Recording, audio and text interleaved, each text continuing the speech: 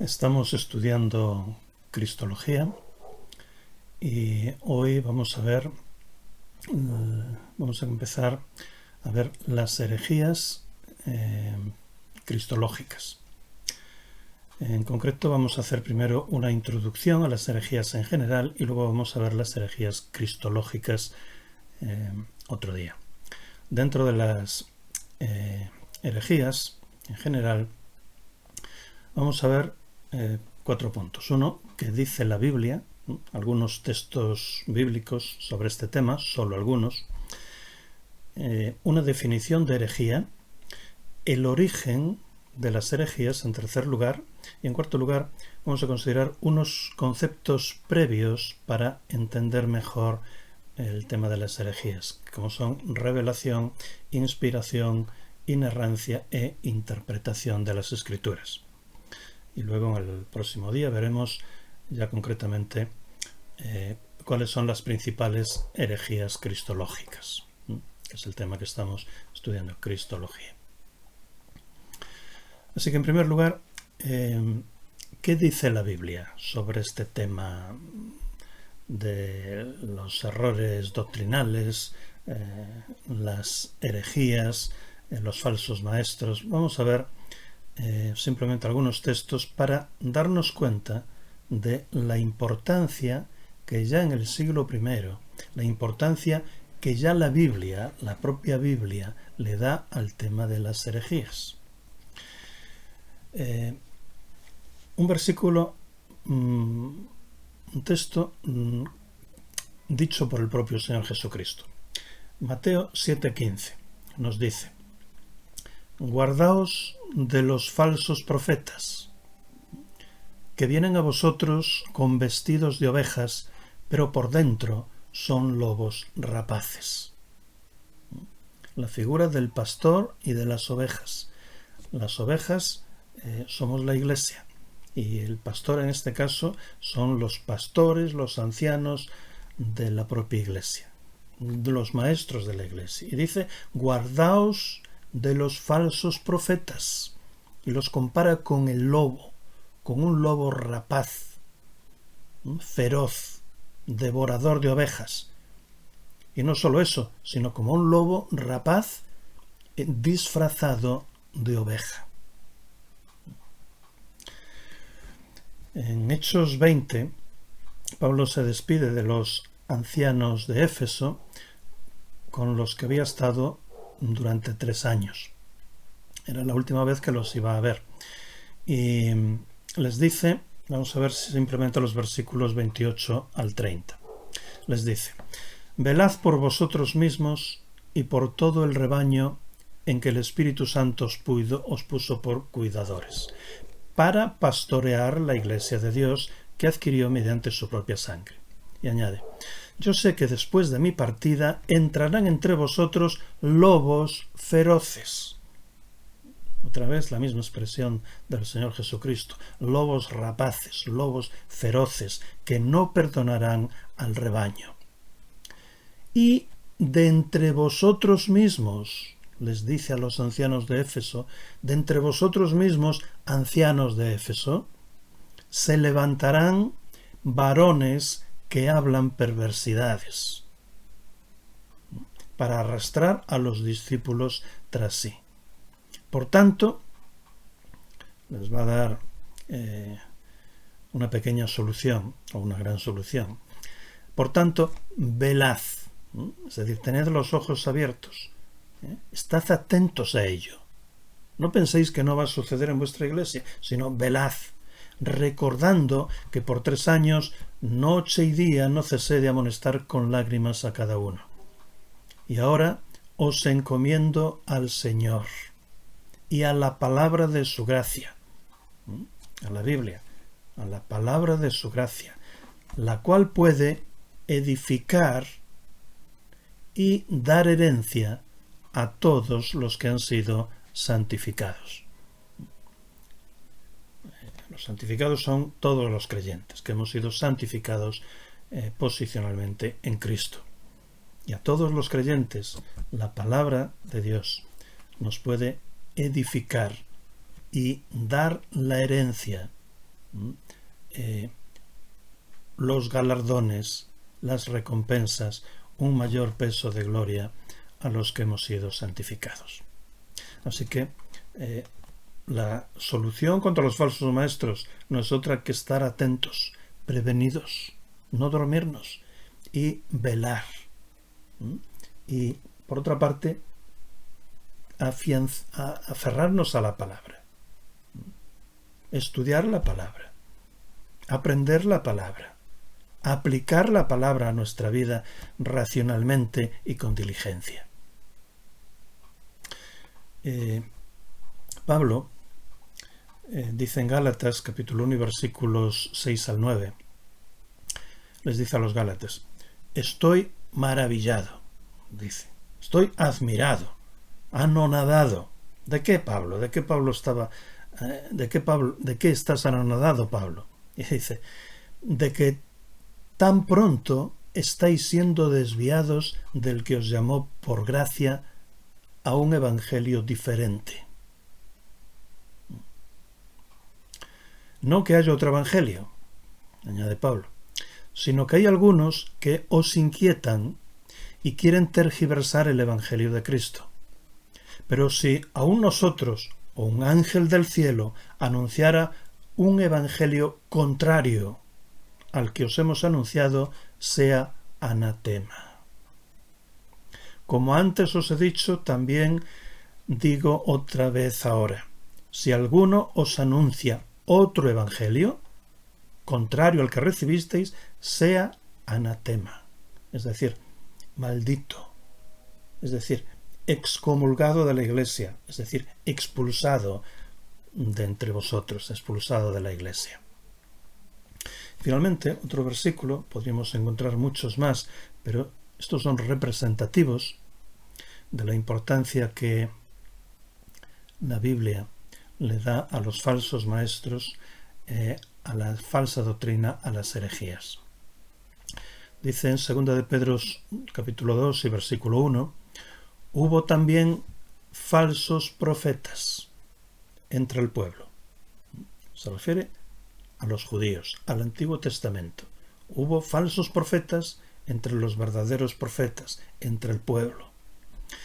Como también habrá entre vosotros, ya se refiere a la iglesia ahora, falsos maestros, que introducirán encubiertamente herejías destructoras. Aquí está nuestra palabra, herejías. Herejías destructoras. Y pasamos al punto número 2, directamente. ¿Qué es una herejía? ¿Qué es una herejía? Pues una herejía es una doctrina. Es una doctrina, es decir, no es cualquier enseñanza sobre cualquier materia, sino una enseñanza de carácter religioso.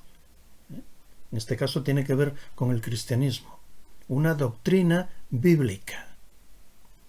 En segundo lugar, una doctrina bíblica falsa, errónea, no cualquier doctrina bíblica, sino una doctrina falsa.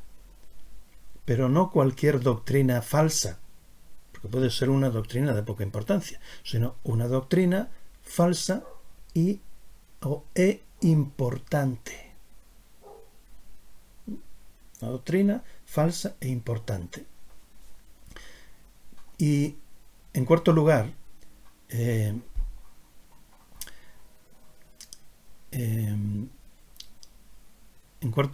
una doctrina falsa, importante e intolerable. Intolerable, es decir, inadmisible, inaceptable dentro de la Iglesia. A veces puede que se trate de una doctrina errónea e importante, pero que, por amor del amor y la unidad, debamos de tolerarlas. Por ejemplo, calvinismo y arminianismo. Hay una diferencia doctrinal importante, pero cae dentro de un margen aceptable, tolerable dentro de una iglesia. En casi todas las iglesias hay personas, unos son calvinistas, otros son arminianos, y no por eso se tienen que llevar a matar, ni a excomulgarse, ni mucho menos. O otro tema, el tema de la segunda venida de Cristo, la escatología. Pues en milenialismo y amilenialismo. Las personas que creen en un milenio literal, físico, y las personas que creen en un milenio espiritual o que no creen en un milenio, los amilenialistas. Pero una herejía es una doctrina errónea, importante, de mayor calibre, que no debe ser tolerada dentro de la Iglesia, bien porque tenga que ver con la salvación o bien porque tenga que ver con otros temas fundamentales. En estos casos, la Iglesia debe de luchar enérgicamente contra la herejía. Y si el hereje persiste en el error, excomulgarlo y expulsarlo de la congregación. Por ejemplo, cualquiera que niegue la naturaleza divina o humana de Jesucristo, que es lo que sucedía aquí en la carta que estamos estudiando a los colosenses. Dice, por ejemplo, en 2 de Juan 1:7, muchos engañadores han salido por el mundo que no confiesan que Jesucristo ha venido en carne. Quien esto hace es engañador y el anticristo. Por ejemplo, los docetistas, que creían que Jesucristo no tenía una naturaleza humana real, sino que era pura apariencia, como un fantasma. Y añade en el versículo 10, si alguno viene a vosotros y no trae esta doctrina, no le recibáis en casa, ni le digáis bienvenido. Es decir, no apoyéis a un falso maestro que viene a vuestra iglesia y predica una falsa doctrina, porque si lo apoyáis estáis siendo cómplices con él. Tercer punto, origen de la herejía. ¿Cuál es la causa de la herejía? En la raíz de la mayoría de las herejías encontramos un denominador común, que es un concepto errado de la Biblia. Un concepto errado de la Biblia. Yendo un poco más allá, un concepto errado de la Biblia, un método de interpretación equivocado y la admisión de revelaciones nuevas. Estas tres causas suelen estar en la mayoría de las herejías y de las sectas. Por ejemplo, hay teólogos que no creen que la Biblia es la palabra de Dios. Mal empezamos. Y si además la interpretan alegóricamente y admiten revelaciones nuevas, mal terminamos. Nosotros creemos que la Biblia es la palabra de Dios y la interpretamos literalmente y no admitimos revelaciones nuevas. Punto número 4. Unos conceptos previos que queremos considerar, que son la revelación, la inspiración, la inerrancia y la interpretación. En primer lugar, antes de meternos en las herejías cristológicas, hay que entender los conceptos de revelación, inspiración, inerrancia e interpretación. La revelación se refiere al contenido de la Biblia. Lo que Dios enseña o informa o desvela al hombre a través de la Biblia, este libro de la Biblia. La inspiración se refiere al método, La revelación nos habla del contenido. La inspiración se refiere al método que Dios utilizó para revelarse. La inerrancia se refiere a la veracidad y precisión de su revelación. Y la interpretación se refiere al significado de la revelación. Interpretar es explicar el significado o el sentido de un texto. Vamos entonces, en primer lugar, con la revelación, con este concepto previo de revelación. Dios se revela al hombre. Dios toma la iniciativa y se revela al hombre. Podemos dividir la revelación de Dios en dos formas. Dios se revela de dos formas, de dos maneras al ser humano. La revelación general y la revelación especial. La revelación general, que es la revelación de la creación, de la conciencia, de la consciencia, de la razón, del presentimiento que tenemos en nuestro interior, de la sospecha de la existencia de Dios, porque hemos sido creados para Dios. Esta es una revelación que está al alcance de todo el mundo. En cualquier país, el ser humano tiene esta revelación a su alcance. Pero, ¿qué sucede? Supone simplemente, por poner un porcentaje, un 1% de lo que conocemos de Dios. Y a continuación viene la revelación especial, la Biblia, que ya no está al alcance de todo el mundo, realmente está al alcance de una pequeña parte de la humanidad, y que supone el 99% de lo que conocemos de Dios.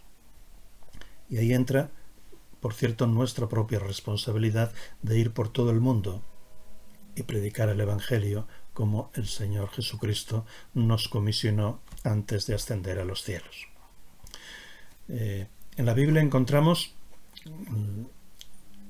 la revelación viva de Jesucristo y encontramos la revelación escrita. Jesucristo es la revelación viva que ocurrió hace 2000 años y hoy solo tenemos la revelación escrita. La palabra viva, que era Jesucristo, y la palabra escrita, la revelación de Dios escrita, que es la Biblia que hoy tenemos en nuestras manos.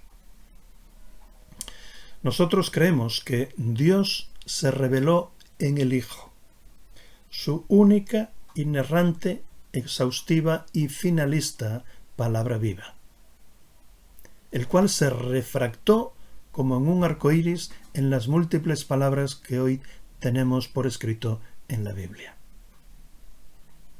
Nosotros creemos que hoy, ya que Jesucristo no está físicamente con nosotros, hoy la Biblia es la única, inerrante, exhaustiva y finalista revelación de Dios al hombre.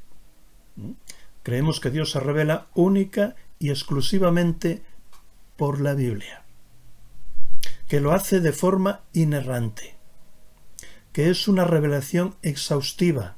Es decir, en la Biblia Dios nos lo ha dicho todo y no hay nada que Dios pueda querer decirnos que no nos lo haya dicho ya en la Biblia.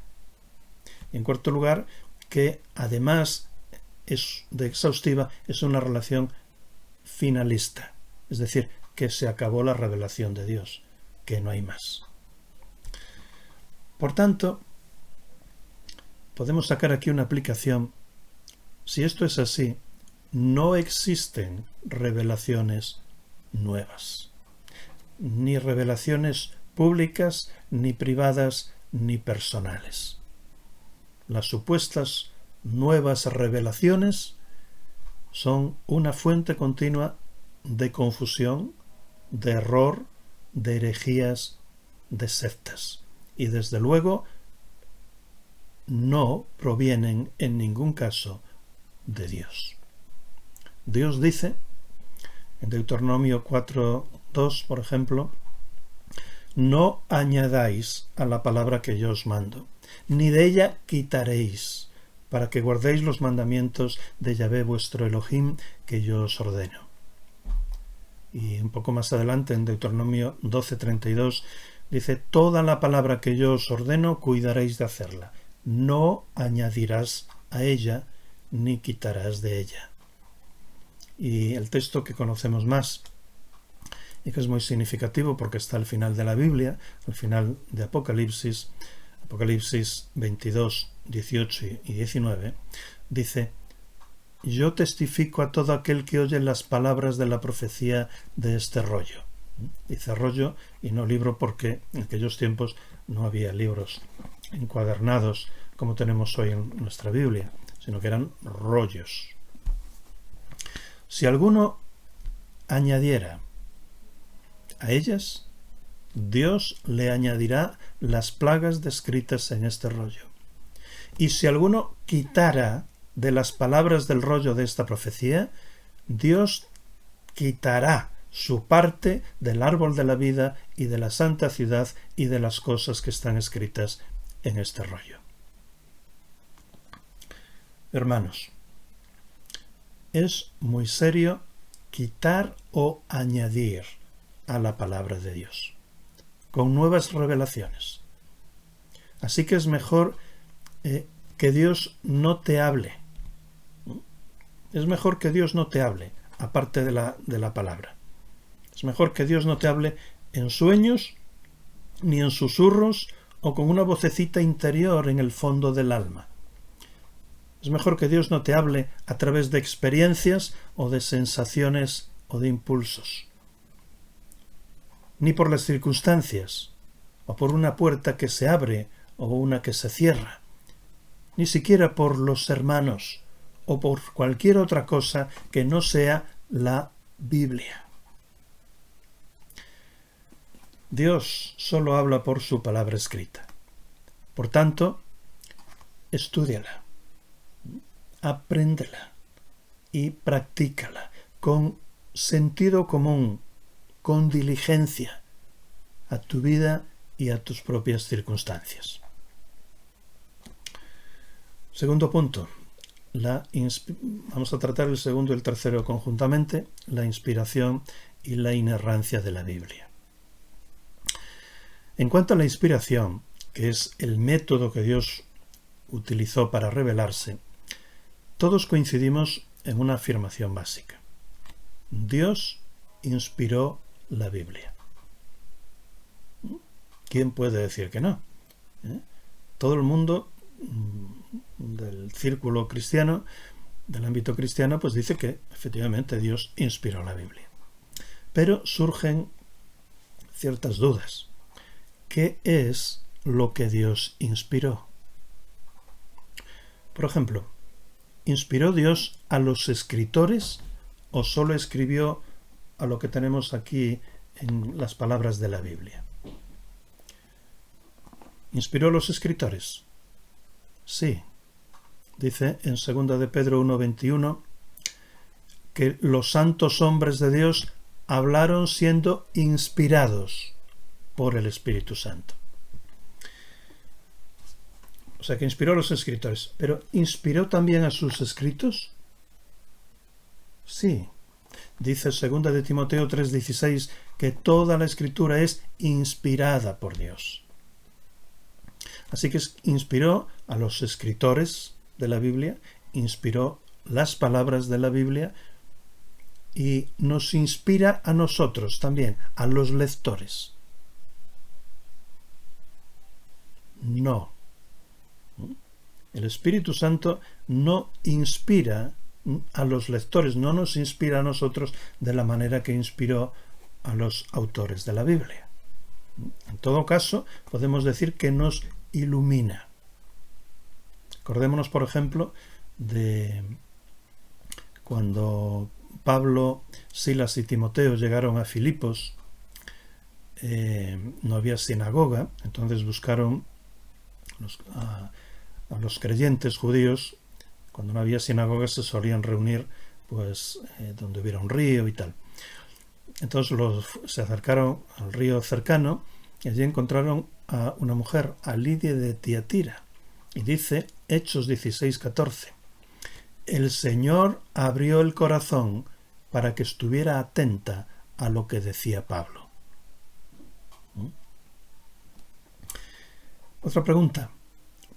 ¿Dios inspira el mensaje en general? Solamente. No. ¿Dios inspira las ideas concretas solamente? No. ¿Dios inspira las palabras de la Biblia? Sí, las palabras y hasta las letras. Dice en Mateo 5:18: de cierto os digo, hasta que pasen el cielo y la tierra, de ningún modo pasará ni una J, que era la letra más pequeña del alfabeto hebreo, ni una tilde o un trazo de la letra, que era el rabito más pequeño de una letra. Ninguna J ni una tilde pasará de la ley hasta que todo se cumpla. Y en Lucas 16:17 dice que es más fácil que el cielo y la tierra desaparezcan que caiga un trazo de la ley.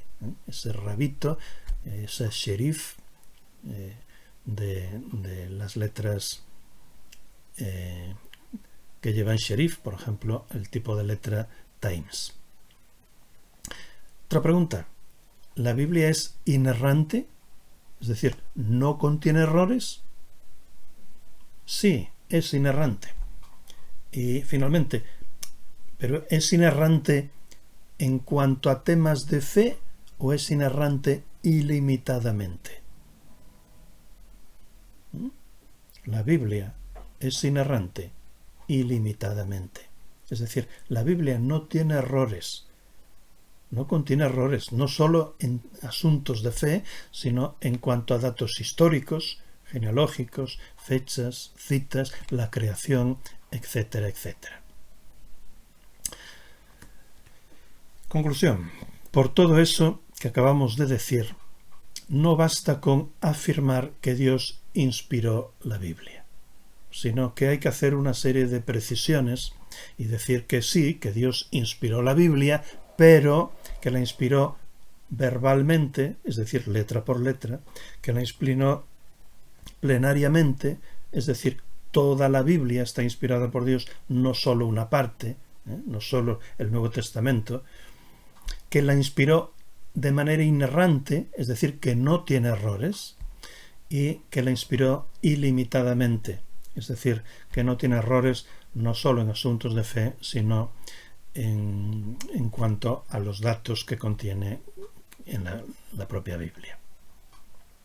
Dicho brevemente, podríamos decir que la Biblia, la Biblia es verdad. La Biblia es verdad. Juan 17:17, el Señor dijo: Padre, santifícalos en tu verdad. Tu palabra es verdad. Tu palabra es verdad. ¿Qué creemos nosotros, hermanos? Nosotros creemos que la Biblia es la palabra de Dios. Que hoy la Biblia es la única, inerrante, exhaustiva y finalista revelación de Dios al hombre. Creemos que Dios inspiró la Biblia verbal, plenaria, inerrante e ilimitadamente, y que supervisó a los autores humanos para que, respetando su personalidad y estilo literario, registraran sin error su revelación a la humanidad en sus escritos originales. La Biblia es la palabra de Dios, y Dios solo habla hoy por su palabra escrita. Por tanto, estúdiala, apréndela y aplícala racional y diligentemente con sentido común a tu vida. Bien, pasamos al punto siguiente. Herejías sobre la inspiración. Y vamos a ver concretamente 8 herejías sobre la inspiración. Acordaos que definimos herejía como una doctrina falsa, importante e intolerable o inadmisible dentro de la Iglesia. La primera, la llamada inspiración natural. Inspiración natural. Afirman que la Biblia es un libro meramente humano, no sobrenatural. Escrito por hombres de gran genio, sí, pero solo humano. Y no es así, hermanos, sino que la Biblia es un libro divino-humano, porque Dios inspiró a los autores de la Biblia en el sentido de que los supervisó para que, respetando su personalidad y estilo literario, aquí está la humanidad de la Biblia, escribieran sin error su mensaje a la humanidad en las palabras de sus escritos originales. Aquí está la divinidad. Porque la Biblia es un libro humano. Podemos estudiarlo como estudiamos cualquier otro libro, aplicando las mismas normas. Y porque la Biblia es un libro divino, tiene toda la autoridad de Dios. La segunda herejía, inspiración dinámica o mística. Dicen que los escritores de la Biblia eran más que hombres de gran genio. Bien, por cuanto fueron inspirados por el Espíritu Santo. Bien, pero, aquí viene el pero, a continuación añaden que a lo largo de toda la historia, otros hombres también han escrito libros igualmente inspirados por el Espíritu Santo. Agustín de Hipona, Tomás de Aquino, Teresa de Jesús, Carballosa, La Cueva, MacArthur. Y no es así. Cuando hablamos de inspiración de la Biblia, nos referimos a otro tipo de inspiración, ¿verdad? La tercera herejía, la llamada inspiración variable. Dicen que la Biblia está inspirada por Dios. Bien, pero, ahora viene el pero, que hay unas partes más inspiradas que otras. Y no es así, hermanos. Toda la Biblia está igualmente inspirada por Dios. Ellos confunden lo que es inspiración con importancia. Todas las partes de la Biblia están igualmente inspiradas, pero unas son más importantes que otras. Toda la Biblia es verdad, pero unas verdades son más importantes que otras. La cuarta herejía, la inspiración parcial. Dicen que solo una parte de la Biblia está inspirada por Dios. Y no es así. Todas las partes de la Biblia, todas, están inspiradas por Dios e igualmente inspiradas. La quinta, la inspiración conceptual. Dicen que los conceptos o las ideas están inspirados, pero no las palabras escritas. Y no es así. Dios inspiró la Biblia verbalmente, palabra por palabra y hasta letra por letra, como hemos visto. El problema de esta teoría o herejía es que si las palabras son erróneas, los conceptos también lo son, porque los conceptos se expresan por palabras. Si la inspiración no fuera verbal, no podríamos tener seguridad ninguna en la Biblia. La sexta herejía, la inspiración barthiana o neortodoxa. Carlos Barth, que nació en 1886 y murió no hace mucho, en 1968, fue uno de los teólogos más influyentes de la historia reciente, del siglo pasado. Él fue el creador, o por lo menos el originador, de la neortodoxia. Y su error es uno de los más peligrosos, porque siendo liberales, parecen conservadores. La neortodoxia, como su nombre indica, la nueva ortodoxia, fue un movimiento que surgió para combatir el liberalismo y volver a la ortodoxia. Pero no lo consiguieron. Al contrario, se contagiaron de liberalismo. Fijaos en la sutileza de esta herejía. Afirman que la Biblia contiene, esta es una palabra clave, que la Biblia contiene la palabra de Dios. Es decir, la Biblia no es la palabra de Dios, solo la contiene, solo es el contenedor. Para ellos la Biblia es imperfecta y falible y solo contiene la palabra de Dios. Y nos preguntamos, ¿y cuál es esa palabra de Dios contenida en la Biblia? La palabra de Dios contenida en la Biblia, dicen ellos, es Cristo, Jesucristo, que es la palabra viva. Por tanto, la única revelación infalible de Dios es Cristo, la palabra viva, no la palabra escrita. La Biblia, por tanto, es para ellos un mero instrumento falible por el cual nos encontramos con Cristo. Y en este encuentro, y esta es otra palabra clave, encuentro, en ese encuentro de fe, que es un encuentro de crisis, un encuentro místico, es donde Dios se revela y se comunica a sí mismo.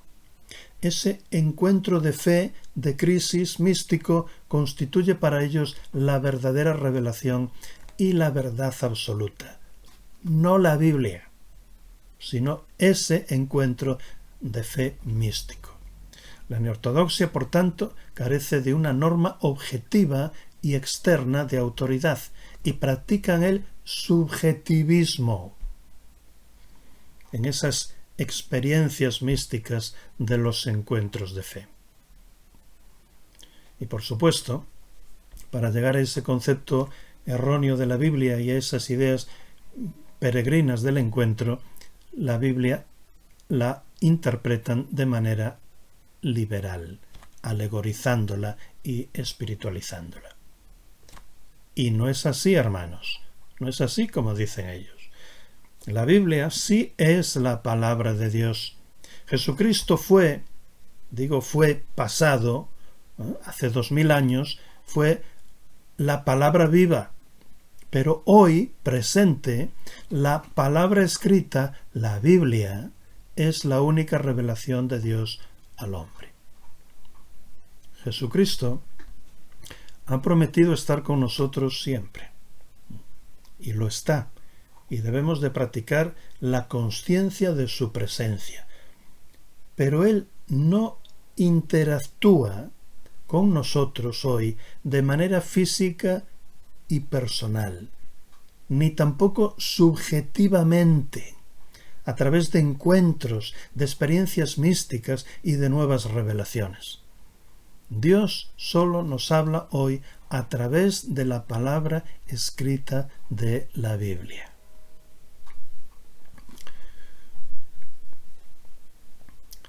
La séptima herejía, la llamada inspiración falible.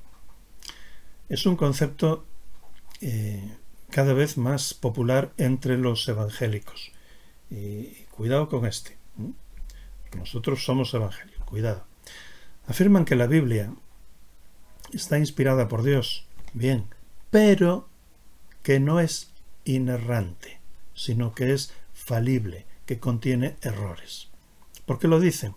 Porque Dios, dicen, se adapta al ser humano en sus conceptos revelados. Pero no es así. La Biblia sí es inerrante, es decir, no tiene errores, y es inerrante ilimitadamente, es decir, no tiene errores no solo en asuntos de fe, sino también en cuanto a datos históricos, a fechas, a citas, a la creación, al fin del mundo, etcétera, etcétera. Y por último, la inspiración mecánica, la llamada inspiración mecánica.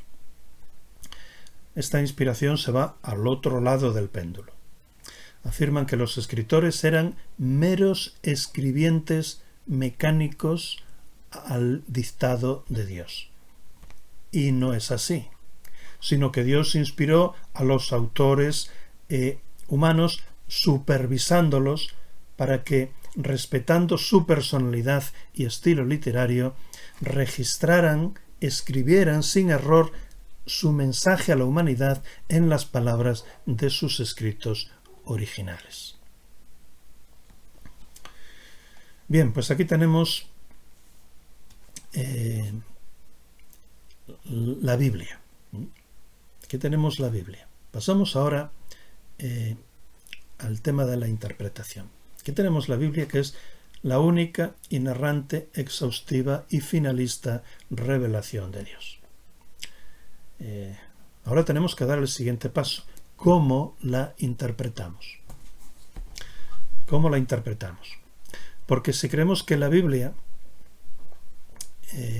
es la única, inerrante, exhaustiva y finalista revelación de Dios, la consecuencia lógica es que la interpretemos literalmente. Ahora veremos el significado teológico de esta expresión. Antes vamos a definir lo que es la hermenéutica y la interpretación. Hermenéutica, sencillamente, es la ciencia y el arte de interpretar la Biblia. Interpretar es explicar el significado o el sentido de un texto. Métodos de interpretación. Vamos a ver 4. El literal, el alegórico, el semiliteral o semialegórico y el teológico. El método de interpretación literal es el método de interpretación normal, el natural, el común, el habitual. Es la manera común de interpretar cualquier cosa. ¿Cómo interpretamos cualquier cosa? También se llama método gramático, histórico, cultural, porque tiene en cuenta las leyes de la gramática, de la historia y de la cultura para interpretar los textos. Según este método, cada texto tiene un solo significado, uno solo. Es el método de los cristianos evangélicos conservadores como somos nosotros. En cuanto a el segundo método, el método alegórico, es el método de interpretación que alegoriza o espiritualiza los textos, dándoles un significado diferente al que expresan las palabras normalmente. Una alegoría es una representación simbólica. Según este método, cada texto puede tener varios significados. Puede tener uno para ti, otro para mí, otro para él, y todos están bien, todos son válidos y correctos. Es el método de los cristianos liberales. El tercer método de interpretación es el llamado semiliteral o semi-alegórico. Es el sistema de interpretación que utiliza los dos métodos. Y uno se pregunta, ¿cómo puede ser esto? Pues mira, muchos evangélicos, cuidado aquí, porque nosotros también somos cristianos evangélicos, muchos evangélicos utilizan el método de interpretación literal de manera general. Pero cuando llegan a los temas proféticos, a los temas escatológicos o a pasajes difíciles, utilizan el método alegórico. Dejan de utilizar el método literal y se pasan al método alegórico. Hacer esto en la escatología conduce al amilenialismo. Por el contrario, ser literal en todos los casos lleva al milenialismo premilenial. Nosotros somos premileniales. Creemos que existirá un milenio físico y que el Señor Jesucristo vendrá antes del milenio. Y por último, el método de interpretación teológico consiste en interpretar la Biblia desde nuestra teología, desde nuestra óptica teológica. Y os pregunto, ¿esto está bien o está mal? No cabe duda de que la Biblia debemos de interpretarla de la forma más objetiva posible, utilizando el método de interpretación correcto y las técnicas y las herramientas adecuadas. Pero, finalmente, después de haber estudiado un pasaje de la Biblia de la forma más objetiva y completa posible, hay que ver cómo encaja nuestra conclusión en nuestra teología. Y además, cómo lo interpretan los teólogos y los expositores de nuestra ala teológica, a los que respetamos. ¿Por qué? Pues, en primer lugar, porque así como todo pasaje de la Biblia debe de interpretarse a la luz de su contexto inmediato del capítulo, de su contexto mediato del libro y del contexto general de la Biblia, así también toda conclusión teológica debe de encajar bien en el contexto general de nuestra teología. Y en segundo lugar, porque no somos, hermanos, lobos solitarios, ni lo sabemos todo, ni estamos inspirados por Dios, y por tanto es sabio tener en cuenta a los demás intérpretes de la Biblia. Así que hemos visto 4 métodos de interpretación: el literal, el alegórico, el semiliteral o semialegórico y el teológico. Finalmente, para concluir nuestro apartado de interpretación, vamos a exponer algunos principios o reglas o normas de interpretación. Vamos a mencionar solo 4.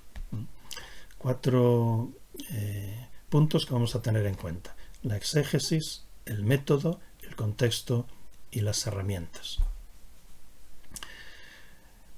En cuanto a la exégesis, decir que antes de interpretar un texto hay que hacer su exégesis correctamente. Es decir, hay que establecer qué dice exactamente el texto, para lo cual es importante recurrir a los idiomas originales, al griego o al hebreo. Porque si no sabemos qué dice un texto, mal podemos interpretarlo para saber qué quiere decir, esto es, para hallar su significado. Si no sabemos qué dice, ¿cómo vamos a saber qué quiere decir? Por ejemplo, una frase: Juan fue a comprar patatas a la tienda. En primer lugar hay que hacer la exégesis del texto para ver qué dice. Pues dice que Juan fue el que fue a comprar. No fue Pedro ni Manolo, fue Juan. Y dice que fue. No que va a ir, sino que fue. Y dice que fue a comprar. No dice que fue a vender, sino dice que fue a comprar. Y que fue a comprar patatas. No dice boniato, dice patatas. Y que fue a la tienda. No al supermercado ni al hipermercado, que fue a la tienda. Eso es lo que dice. Juan fue a comprar patatas a la tienda. Ya sabemos lo que dice, ya hemos hecho su exégesis. El segundo punto, el método. Debemos de utilizar siempre el método de interpretación literal, el gramático histórico cultural, en todos los casos. También en la escatología. Este método no excluye, por supuesto, las figuras del lenguaje, pero todo texto debe de ser interpretado literalmente, a no ser que el propio texto o el contexto indique claramente que se trata de una figura de lenguaje. Por ejemplo, cuando Jesús dijo, yo soy la puerta, todo el mundo entendió que no era una puerta de madera, ¿verdad? Y entendemos lo que quiso decir. Bien. El tercer punto, el contexto. Todo texto debe de ser interpretado dentro del contexto al que pertenece, porque, como se suele decir, todo texto sin su contexto es un pretexto para hacerle decir cualquier cosa. Por tanto, hay que tener en cuenta el contexto inmediato, es decir, el capítulo, el mediato, es decir, el libro, y el general de toda la Biblia. Y además, todo texto, especialmente si es difícil, debe de ser interpretado a la luz de la revelación de toda la Biblia.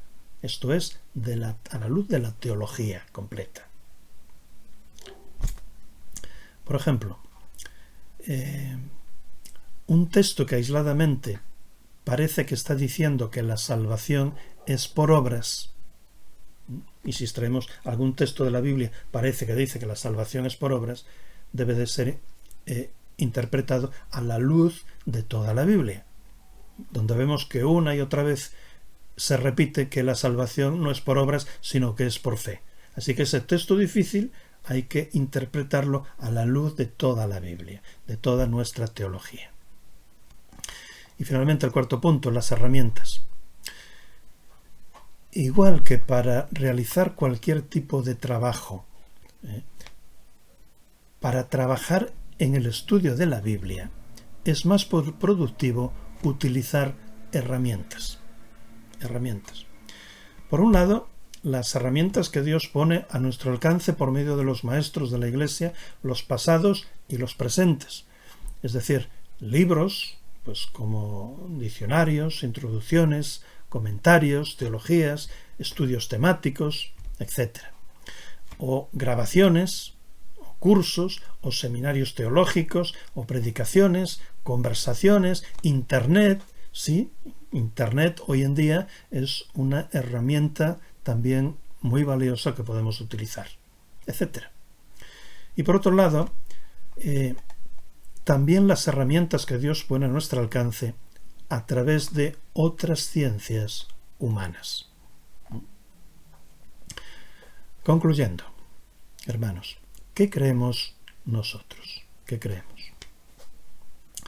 Pues, en primer lugar, creemos que Dios se reveló en el Hijo, su única, inerrante, exhaustiva y finalista palabra viva, la cual se refractó como un arco iris en las múltiples palabras escritas que hoy tenemos en la Biblia. En segundo lugar, creemos que hoy la Biblia es la revelación de Dios al hombre, única, inerrante, exhaustiva y finalista. Es única porque Dios se revela única y exclusivamente por la Biblia. Es inerrante porque no contiene errores. Es exhaustiva porque Dios nos ha dicho en la Biblia todo lo que ha querido decirnos y no hay nada que Dios quiera decirnos hoy que no nos la haya dicho ya en la Biblia. Y es finalista porque con ella se acabó la revelación de Dios y no hay más. No hay más. Las supuestas nuevas revelaciones privadas y personales, no vienen de Dios, de ninguna manera. En tercer lugar, creemos que Dios inspiró la Biblia verbal, plenaria, inerrante e ilimitadamente. Verbal, es decir, letra por letra. Plenaria, es decir, toda la Biblia, no solo una parte. Inerrante, es decir, no tiene errores. E ilimitadamente, es decir, no tiene errores no solo en asuntos de fe, sino también en cuanto a cualquier tipo de datos. En cuarto lugar, creemos que Dios inspiró también a los autores humanos de la Biblia, en el sentido de que los supervisó para que, respetando su personalidad y estilo literario, escribieran sin error su mensaje a la humanidad en las palabras de sus escritos originales. En quinto lugar, creemos que el único método de interpretación válido es el literal o gramático histórico cultural. Y finalmente, en sexto lugar, creemos que, ya que la Biblia es la palabra de Dios, y que Dios nos habla hoy exclusivamente por medio de ella, nosotros debemos de estudiarla, debemos de aprenderla y debemos de aplicarla racional y diligentemente a nuestra vida y a nuestras circunstancias. Amén.